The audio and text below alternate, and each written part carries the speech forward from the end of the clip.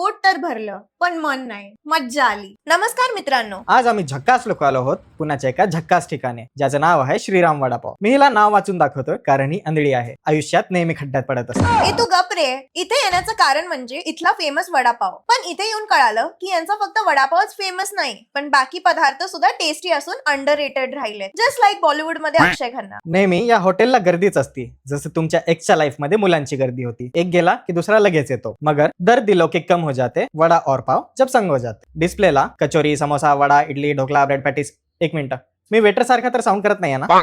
Anyway, सगळं खूप yummy दिसत होतं. आम्ही कन्फ्युज झालो की काय खाऊ, तर आम्ही लोकांच्या टेबलवर हळूच लपून लपून बघत होतो की काय काय आहे खायला. आम्हाला लावारिस सारखं भटकताना ओनरनी पाहिलं आणि गप जाऊन टेबलवर बसायला बोलले. मग एकानंतर एक खाण्याची डिश आणली. मी मोजत होते किती भांडी घासावे लागतील, तेव्हाच हा वेडा मला बोलला, live in the present, do not worry about future, आणि वडापाव खायला लागला. आम्ही एवढं पोट भरून खाल्लं की आम्हाला वाटलं की आम्ही ब्लास्ट होऊ. खाऊन खाऊन दमलो बाबा आम्ही. आम्ही या हॉटेलला देऊ 4 out of 5 रेटिंग्स. अशाच अजून व्हिडिओसाठी फॉलो करा झक्कास पुण्याला.